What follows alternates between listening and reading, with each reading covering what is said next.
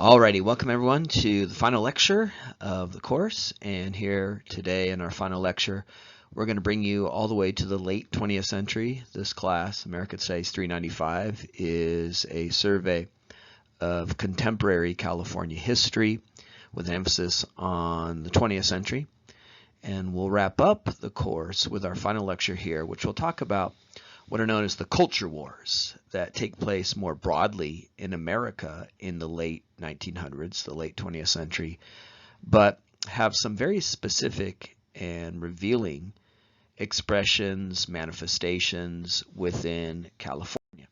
Culture wars, that term that we use to describe the debates in American society more broadly in the late 20th century, tend to focus on issues of race, class, gender. So we're talking about, in many ways, the consequences of civil rights, which begins the modern civil rights period in the 1950s, the 1960s. We had an entire lecture examining the place of the civil rights movement within California history.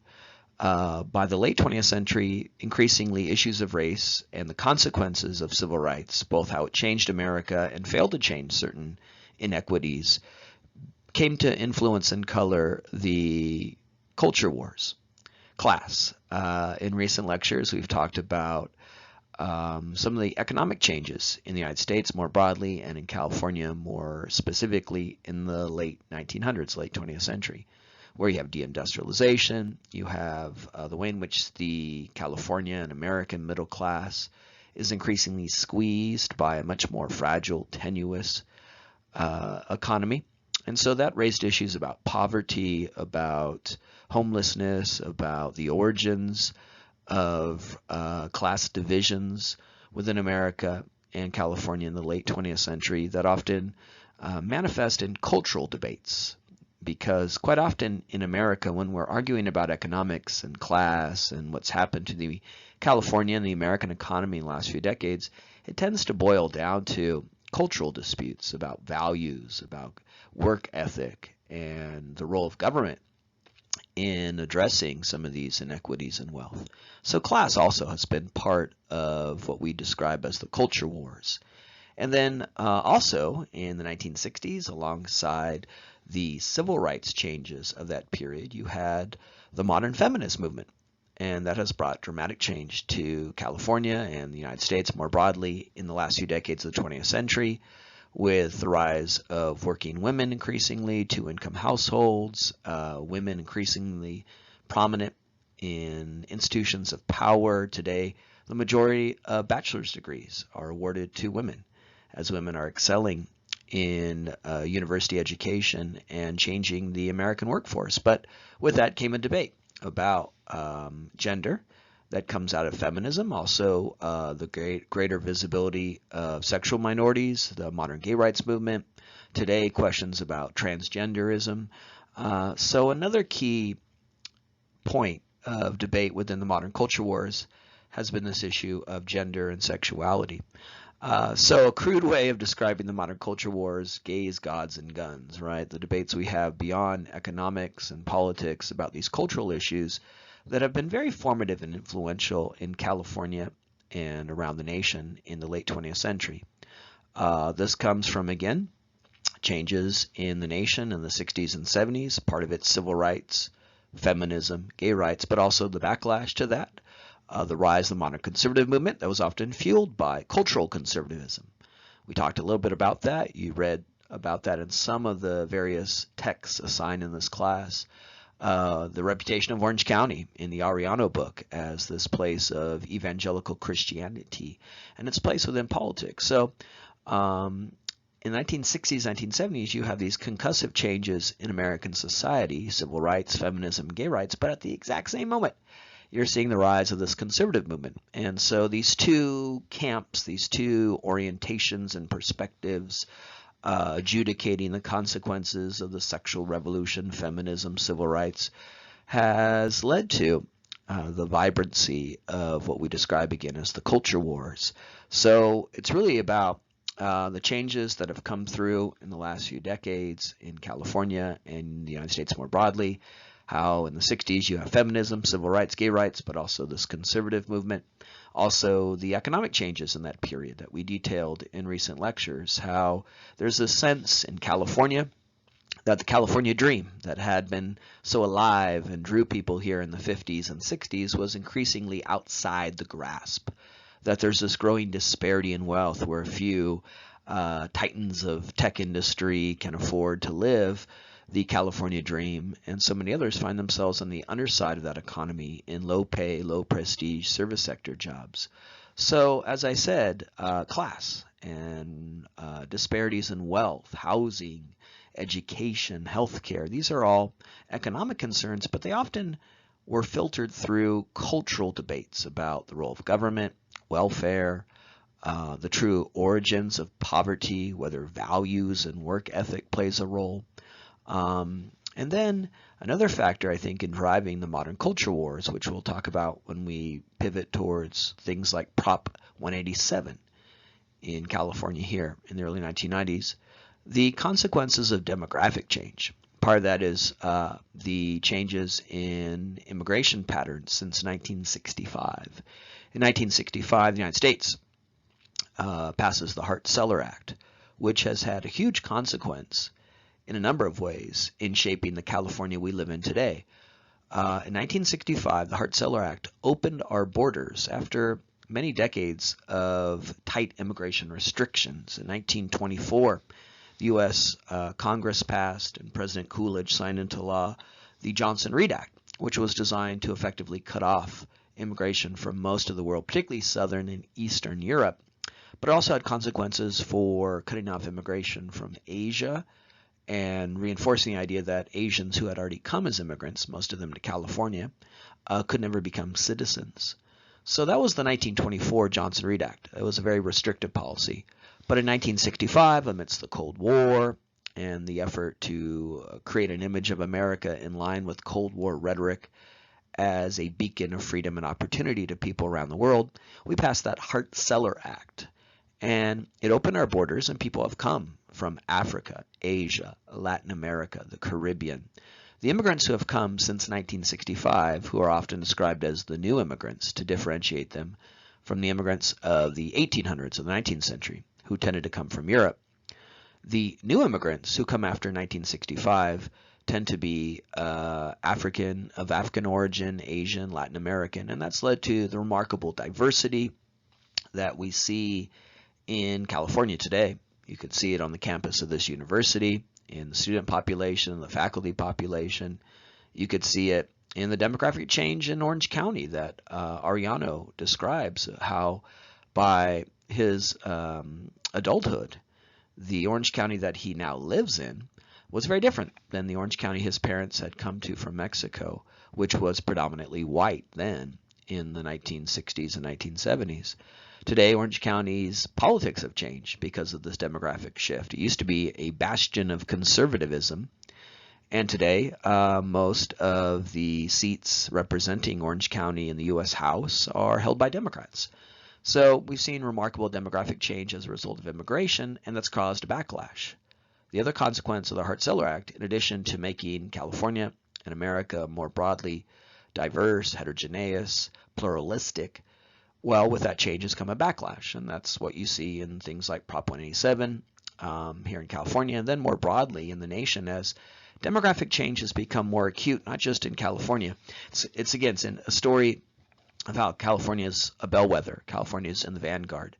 By the 1990s, California had become so diverse and pluralistic, but by the early aughts into the early 21st century, that's true of most parts of the United States. Today, the city that has seen the greatest growth in its foreign-born population in the United States is Nashville, Tennessee. Now, when you think of Nashville, Tennessee, you think of Country Music USA and a largely white evangelical population with African Americans, also a prominent part of that population. But Nashville, in the last few decades, has seen a lot of growth in its foreign-born population. And that demonstrates how parts of the country beyond California have become centers of immigration growth, foreign-born population growth, And that's led to this backlash you see with the rhetoric of nativism, Trump, build a wall. And then another demographic shift, of course, has been the aging of the baby boom population and them being replaced by Gen Xers and millennials who are much more comfortable with this greater diversity as they've grown up in it. And you see that here in California, where there's this kind of older graying population that came to California in the mid-20th century. They are part of the World War II era or the post-World War II baby boom. And so they came of age in a California that was very different than the California that has developed since the 1970s, that has been marked by remarkable demographic change. And I think that too is playing a role in the culture wars, the debates we have in our culture, is the sort of generational divide between different images of California, a big theme in this class. What is California as a population, a community? Who is a Californian? Well, in the culture wars that erupt in California in the late 20th century, a lot of that's inflected and influenced by this sort of generational divide. Which again is really symbolized in the first book we read for this class, Ariano's book, where his Orange County is so different than his parents, that he's much more comfortable in this more diverse Orange County than had prevailed in the 50s and 60s. And so this generational divide is also part of how demography has played a role in the culture wars. And then another factor in the culture wars, why they're so loud, why they're so divisive, why they have proven to be such a catalyst for a lot of division in California, United States, and more broadly, is that a lot of these trends that we've now enunciated, race, gender, sexuality, immigration, all of these divisive, controversial issues get amplified by modern media. The modern culture wars of the late 20th and now early 21st century take place in an age of cable news, internet, social media.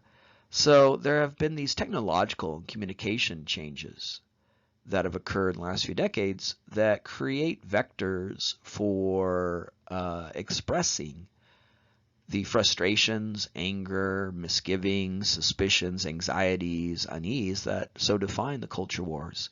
So it's not just that we are wrestling with the consequences of civil rights, immigration reform, feminism. It's that we are airing those negotiations, those arguments and debates in a very, very amplified way. It's no longer in America where there are three networks, and that's the TV media, or that most Americans get their news from a print newspaper thrown in their driveway every day.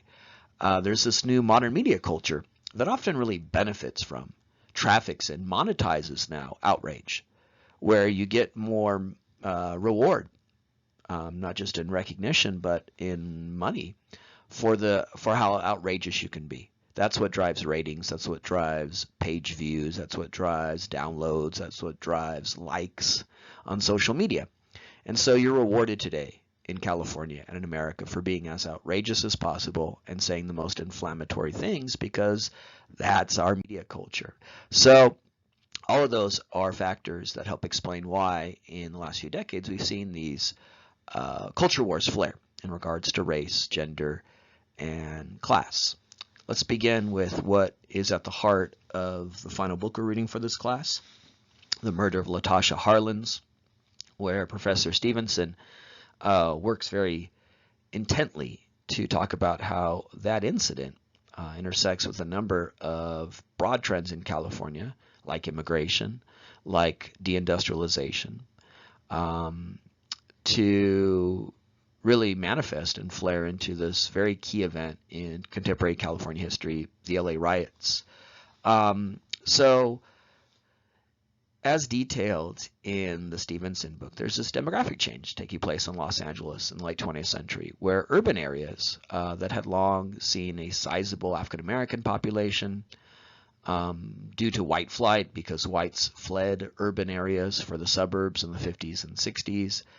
There are parts of LA with majority black populations, which meant African Americans control local businesses, the local school district, the political positions of power on the city council, and then the state legislature, and then the U.S. legislature. They came from the African American community. But in those parts of Los Angeles by the 80s and 90s, the demography is changing because you have the influx of immigrants, Latinos and Asian Americans who are moving to parts of Los Angeles that had once been majority black, and how African Americans control local businesses and political institutions. So we see in many parts of Los Angeles by the 1990s this displacement of African Americans who are now being displaced by Latinos who have come as immigrants, and then Asian Americans as well. That's the Du family in the Stevenson book. Korean Americans who came and bought up businesses like the Empire Market there in South Central, where Latasha was shot and killed. And so there's this undercurrent. Of course, the LA riots are sparked by two flashpoint events. The murder of Latasha Harland'S and the ultimate lack of punishment for the perpetrator of that crime. And then, of course, the exoneration of the police officers who were caught on videotape beating Rodney King, an African-American motorist. But below the surface of those flashpoint events that spark the explosion, the fuse, burned for a long time before that explosion in racial and economic tensions that we've talked a lot about here today and in previous lectures, and of course Stevenson details in the book. So in the spring of 1992, you have the LA riots, again after those police officers were largely exonerated. When the videotape first was seen, now it's important to note that the videotape of Rodney King being beaten was captured by a civilian who had a camcorder. In the 1990s, you didn't walk around with a cell phone that allowed you to take videos. That hadn't yet been common. Today, we all walk around with these cell phones that allow us in a very easy way to document events in public life. And so you've had the viral videos that have now become a mainstay of American life. Well, arguably, the Rodney King video is the first viral video, because it was a video taken by a civilian who just happened to be there. And then, of course, he offers it to the media, and then the media broadcasts it, not on YouTube, but on television. But that viral video was captured with a camcorder, meaning this is really quite happenstance, where, first of all, there was someone there to see this beating, and that person had a camcorder that they could throw over their shoulder and capture on videotape, literal videotape, this beating. When that video was captured and broadcast on television around the world, eventually everyone said, well, how are they going to get out of this, right? You know, if no one was there, if it hadn't been captured on video, police officers could have concocted a story and lied about beating Rodney King, but it's captured on videotape. Here's very clear evidence, right? And yet, when the trial was held far away from the incident, way off in Simi Valley, what is the exurbs of Los Angeles County, with a largely white population, many of them connected to the LAPD because so many LAPD officers lived in Simi Valley. So the jurors and the people who ultimately came into the jury pool, they may not have had relatives who were police officers, but they probably knew people because Simi Valley has such a large population of police officers.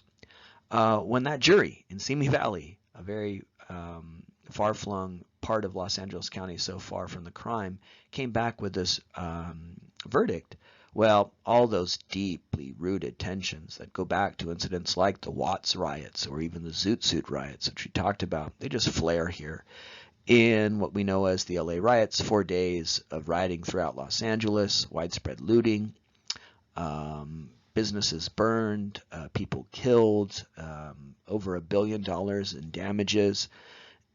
All of this, again, also captured on videotape and beamed around the world, this major media sensation, airing these images. One of the epicenters for the LA riots was Koreatown, and Koreatown is very demonstrative of, again, big trends in Los Angeles in the late 20th century and how those big macro trends influenced this event, the LA riots. Koreatown, that area of Los Angeles that we call Koreatown today, has only become a majority Korean American center of Los Angeles the last few decades because of, again, the Hart-Celler Act. In 1965, we opened our borders anew, and immigrants can come from Asia when they had been previously barred since 1924. The 1924 Immigration Act was designed to cut off any immigration from Asia. So since the 1960s, immigrants have come from places like Korea. And the immigrants who tend to come, like the Dew family in the Stevenson book, are people with some means, meaning they have a little bit of money and they can start businesses. It takes money to emigrate from Korea, all the means involved in that. So poor Koreans aren't coming to Los Angeles. It's wealthier or middle class Koreans, and they come and they have money and they buy up businesses in a part of Los Angeles that today we call Koreatown because of these changes. But prior to the 1960s, that was a majority black part of Los Angeles. So this part of LA represents a shift where African Americans feel they're being displaced, where local businesses are now owned by Korean immigrants and then later Korean Americans. And then, of course, you have the murder of Latasha Harland'S at the hands of a Korean immigrant. And then the way in which Dew is not punished. And so all this leads to Koreatown really being the epicenter of the LA riots. Rioting took place all over the city, all over the county. But Koreatown was one of the hardest hit because of the racial and economic, as well as political anger that flared in the LA riots here. Eventually, it took a great deal of coercive power to quell the riots, the National Guard, even federal troops. But what was really driving the LA riots, in addition to these flashpoint events that really spoke to a sense of the failure of the justice system, whether it's police brutality in the Rodney King riots, a Rodney King videotape and the exoneration of those police officers, or the lack of the absolute frustration with the way in which the verdict came down in the Latasha Harland'S case. Part of this, again, is those flashpoint events, the sense of injustice that prevailed for African Americans within the justice system in Los Angeles. But below that were these other economic and political issues that makes the LA riots, again, wrapped up in larger cultural debates of this period. It's about immigration, it's about de-industrialization, it's about the lack of good-paying union jobs that African Americans often sought in the 60s and 70s, when there was still a factory system in Los Angeles producing cars and tires. You know, the Firestone plant in East Los Angeles employed African Americans who worked there, had a good-paying union job, and were building tires. Now that's closed and it's replaced by a shopping mall. It's very metaphoric for the decline of good-paying union jobs and the rise of service sector jobs working at a mall. And so the LA riots is about Rodney King, it's about Latasha Harland'S, it's about Sue Jadu, it's about all the characters that we now know in a more fully fleshed narrative thanks to the Stevenson book. But it's about, you know, sort of the undercurrents as well, the deep waters here, about immigration, about class, about what's happened to the California dream in the last few decades. A couple of images here to really visually communicate the magnitude of the LA riots. And in particular, these are images from Koreatown, which again was really an epicenter of the riots because, of course, there's the whole background with Latasha Harland'S case and the way in which that flared divisions between Korean Americans and African Americans, but also because Koreatown used to be a place that was majority black, where African Americans felt as if they had a say in that part of the city, representing businesses, school district, local political institutions. That's changed. And so sometimes we're not really aware of how immigration and demographic change played a key role in the LA riots. And then there's Prop 187. Another key event in the late 20th century that speaks to the culture wars in California in this period. We learned a lot about Prop 187 in the Ariano book, so we're sort of revisiting, we're tying things together, right? In our final lecture, we're hearkening back to the first book we read in the class. One way to think about Prop 187, of course, is it's, again, this continuing legacy of the progressive era, to really hearken back to the beginning of the class, our first lecture, Where here in California, beginning the Progressive Era, we have this proposition system established where California voters can directly amend the California Constitution or overturn actions by the California State Legislature. And that is part of an effort to, in the Progressive Era, empower the people. And we've seen throughout this class how quite often these propositions serve as barometers of popular sentiment, and not always in a very democratic way or admirable way, like we saw with the overturning of the fair housing efforts, the Rumford Act. Sometimes when the California voters come out to vote, they vote for things that are very regressive in their politics, and certainly that was the case with Prop 27. Here it is in 1994 on the ballot, and it's basically denying public services to people who are part of the public.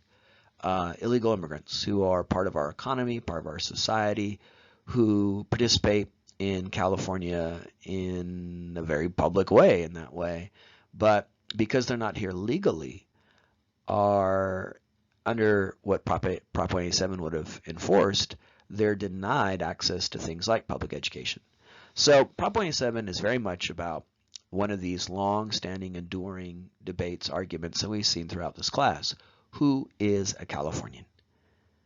That's really what's at the heart here. When we're talking about public education, public services, we are necessarily talking about the public and who's a member of that public.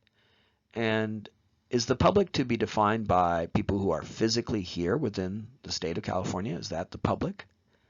Or does the public come down to legal status? Well, Prop 27 said the latter, that what really matters in terms of being able to access public education and public institutions is whether or not you're actually a legal resident of California. But another way of thinking about the public is the people who are here, people who are participants in our economy, our society, our neighbors, friends, co-workers, classmates, bosses, who are, by every measure, part of the public, but aren't here legally. So that's really what Prop 27 was about. It required you to prove that you were a legal citizen to obtain access to these public services. This was an effort to deny illegal immigrants access to things like public education. This would task the kindly lady behind the desk at the local elementary school with being La Migra of ascertaining whether or not you were actually here legally. Prop 27 appears on the ballot with this very alarmist name, Save Our State, right? So it's very revealing. The nickname, the name given to Prop 27, the Save Our State Initiative. It's this idea that California is imperiled, endangered, we have to save it. The California dream, as we came to understand it in the 50s and 60s, when California was less pluralistic and heterogeneous, where you had this great influx of whites coming to California during World War II and after. This is, again, the whole story we see in the Ariano book, this large influx of Midwesterners and Easterners who are coming out here, the story of Carl Karcher, and so many other figures in that story. That's the California of the 50s, 60s, and early 70s. But by the early 1990s, California had become increasingly diverse. And there's a sense, well, we have to save California, save that image of California that prevailed in the 60s by banning illegal immigrants from obtaining state services. So Prop 27 appears on the ballot with that alarmist nickname in a certain context, one that we've talked a lot about in previous lectures and again here today. De-Industrialization, the squeezing of the middle class. There was a nationwide recession in the early 1990s. This is what led to the incumbent president, George Herbert Walker Bush, losing to Bill Clinton in 1992. Part of that stemmed from a third-party candidate, Ross Perot, who pulled a lot of votes away from the incumbent president. But Clinton ran with an agenda that was more geared towards middle-class and working-class concerns during a downturn in the economy. So nationwide, there was already a great deal of economic distress, and then it's here in California, built upon what we saw beginning in the 1970s, de-industrialization. A lot of people blamed the decline of the California dream and good-paying jobs on immigrants. Here in California, in 1994, we had a Republican governor. It's also a point that we've made in previous lectures and Ariano makes very vividly in the Orange County book. is that today we have this image of California as a blue state, hippy dippy California, as we all ride around in our Priuses with our paper straws and organic quinoa and coexist bumper stickers. That's a cliche. That's an image of California today. But it's a very, very, very, very, very, very, very recent development. And it's a recent development that stems from the backlash to Prop 27 and the activism of Latinos who have become much more politically active. And you see that again in microcosm in the story of Gustavo Arellano, who becomes, like so many Latinos, active because he senses Prop 27 as an assault on people like him. So after Prop 27, we do become a blue state.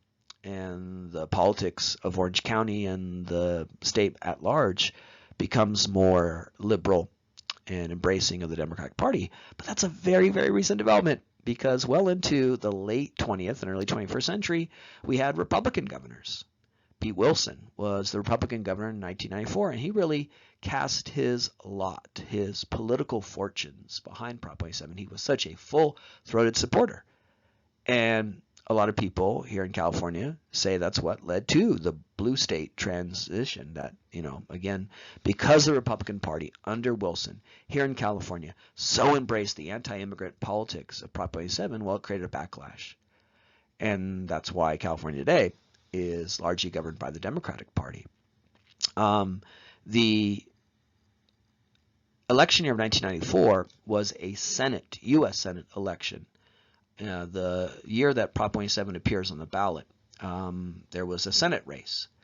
And Dianne Feinstein, who was the sitting California senator, still is in 2019, was running for re-election against Michael Huffington, who then was married to Arianna Huffington of the Huffington Post. Later on, Michael Huffington came out as gay. But during this period, he was still representing himself as heterosexual, and he was married to Arianna Huffington, who later becomes such a doyen of our internet culture with the Huffington Post. Michael Huffington was the opposition, and in that Senate race, Dianne Feinstein, though she was the Democrat, embraced Prop 27 and the anti-immigrant sentiment behind it. So that really speaks to how popular Prop 27 was, even among Democrats. And Dianne Feinstein today is often criticized for how she took an anti-illegal immigrant stance in it. Though the president, Bill Clinton, who had been elected in 1992, urged Californians to reject it. Nevertheless, it passed by a huge margin, 59-41. It was not a squeaker. It was not close. And the whites who cast a ballot in 1994, 63% of white Californians who voted in that election voted for Prop 27. So Prop 27 really is a bellwether in many ways, a measure of popular sentiment in California, because a vast majority, 59, no, not 51, 59%, not a squeaker, supported this initiative that would ban illegal immigrants from obtaining state services, public education most prominently. Again, this is about who is a Californian, who's one of us, what does it mean to be a member of the public. And California voters in 1994 were voting for an initiative that would fail to extend public services to people who weren't imagined to be Californians and accessible to the California dream. And in particular, white voters supported that. So it's very much a bellwether of popular sentiment.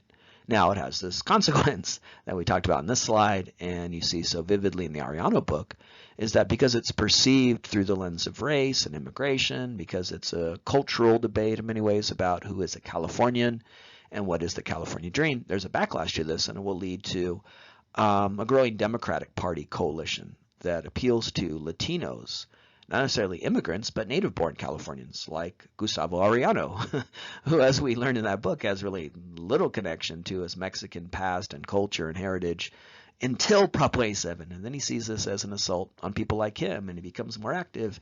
And it's led to a great change in politics, so that we are today a blue state, that we don't have Republican governors anymore, that both of our senators are Democrats, and most of the majority in the California legislature are Democrats. And that's because there's a backlash to this backlash. Prop 27 in many ways is a backlash to demographic change and economic declining fortunes, but then there was a backlash to this So Prop 27 is really a fascinating event in modern California history that tells us a lot about sentiments in this age. Okay, now having described Prop 187 and attempting to put it in context, let's talk further about its aftermath. As we noted, as we read about certainly directly in the Arellano book, Prop 27 was very consequential in activating particularly young people, Latino people, who saw it as an assault on their place within California. Gustavo is a native Californian. He was born here. But when Prop 27 is put on the ballot, when it's debated, there's ways in which he feels excluded, marginalized. He's subject to racial epithets. People yell 187 at him as if the numbers themselves are a racist slur. And that was the experience of a lot of people of color in California in the era of Prop 27. It really sparked this political activism that's, again, had a key consequence in shifting political allegiances in California. Another way to think about Prop 27 is that, again, it's this ongoing debate we've seen throughout the class about what is California, what constitutes the California dream, who deserves to access that California dream. Prop 27 was an effort to demarcate public resources, to exclude a group, to draw a line and say this group of people, though they're here within California and are integral into the California economy, society, again, these are our friends, our classmates, our neighbors, people who are here illegally. Right now in this class or on campus, you are learning right alongside people who may be here illegally. So this, again, this issue of illegal immigration, this issue of who is one of us and who has access to the California dream is very much alive in Prop 27, but it's part of a larger theme we see in this period and still in California and the United States more broadly. Ultimately, though, Prop 27 passed overwhelmingly with great support, particularly among white Californians.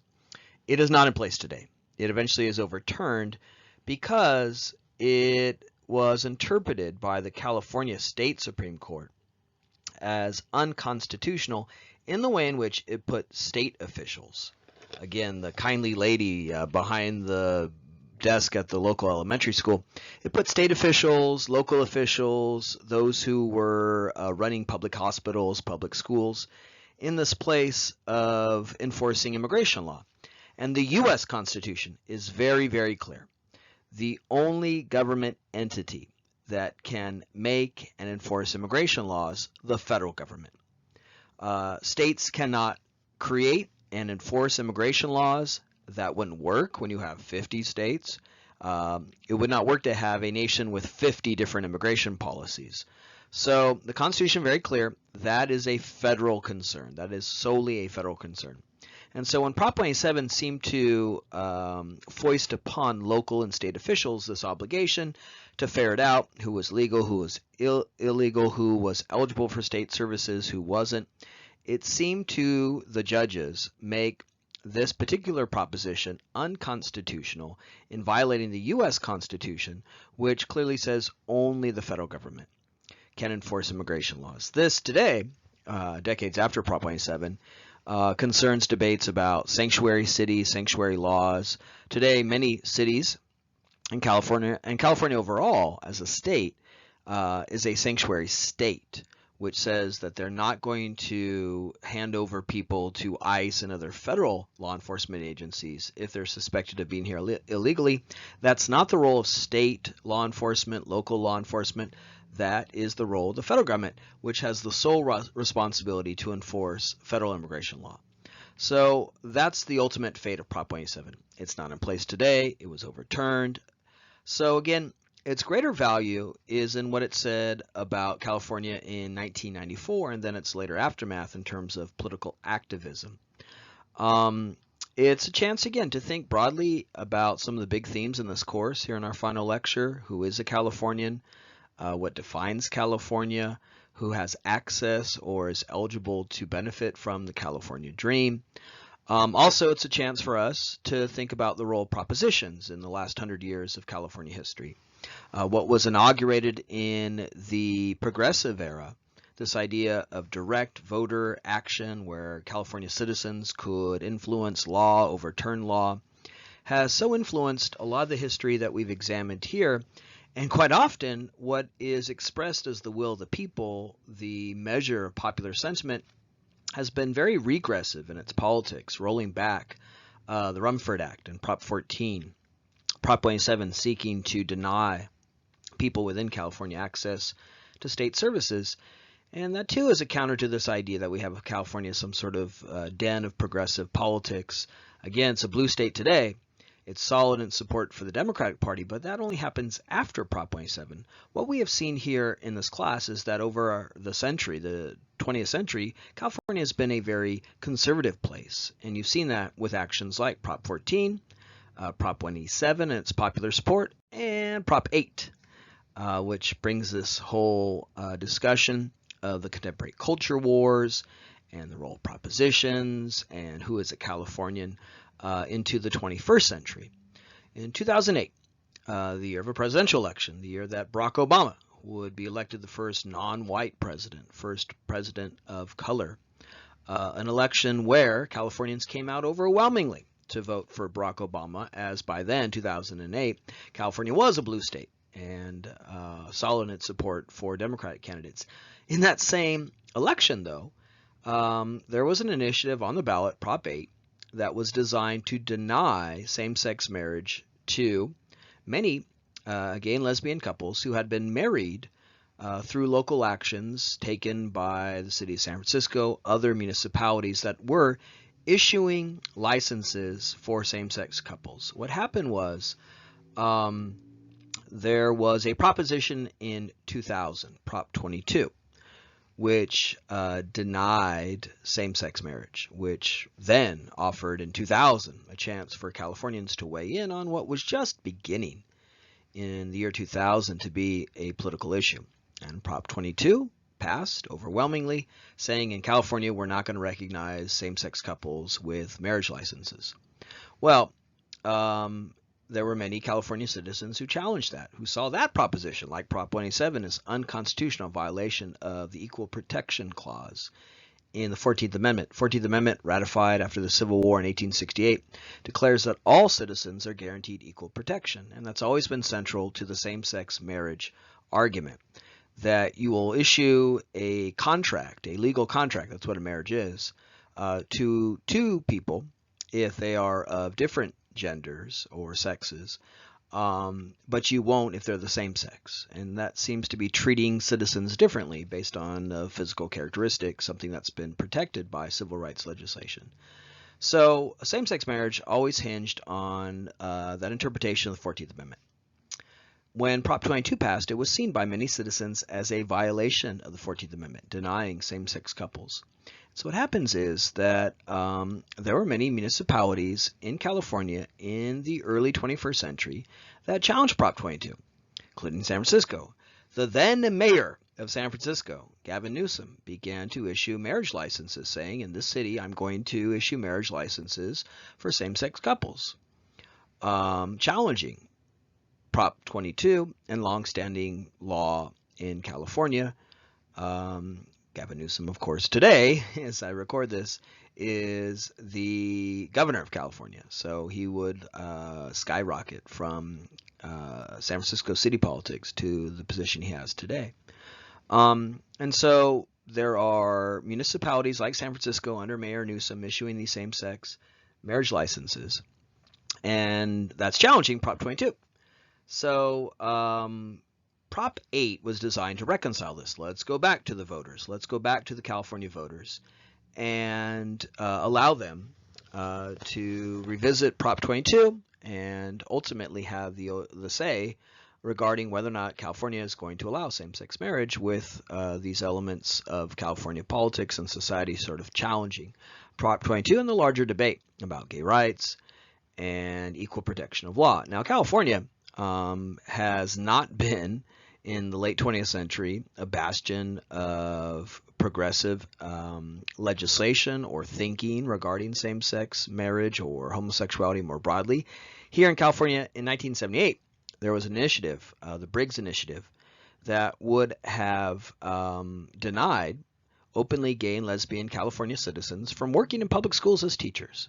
And there was all this alarmist rhetoric that this was a way for gays and lesbians to influence small children, to normalize homosexuality, which in California in 1978, amidst that very intense conservative turn, amidst the era of evangelical Christianity and other elements we read about in the Ariano book, it's the same year of Prop 13 where there is this rising crescendo of conservative politics.